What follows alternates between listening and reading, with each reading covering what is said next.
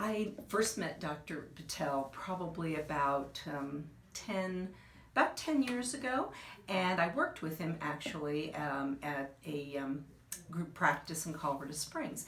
And I met him when I developed out of the clear blue, I developed hives all over my face and other places on my body, but my face was really what bothered me.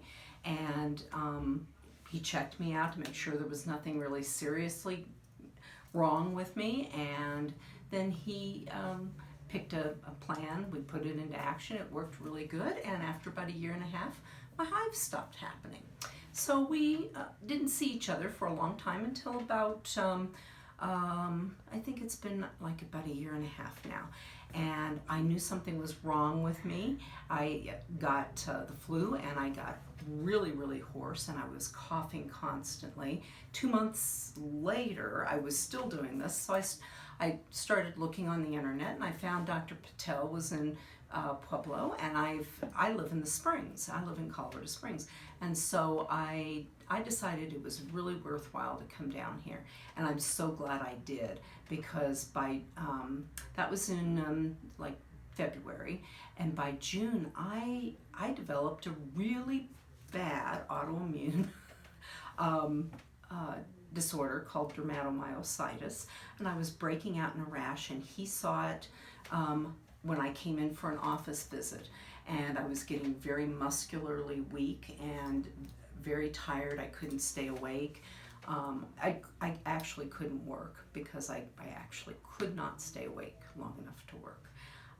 He saw the rash, and he said, yeah, something's wrong, something autoimmune is wrong. He drew a bunch of blood work, and within a couple of days my primary care called me because she got a copy of the lab work, and they got me diagnosed very, very quickly. I was disabled. I couldn't. I had to go on FMLA from work, but if he hadn't discovered that, I mean, it was very serious. I was absolutely miserable. So I have to say, it all started with respiratory tract problems, but that's not sometimes the end of it. So I do have some asthma, and I'm doing much better now that I got treatment, but I really attribute that to Dr. Patel's conscientiousness to symptoms that, traditionally maybe don't look like allergies to people, but he knew it, and he pulled the blood work that got me diagnosed. I am so happy that he did that.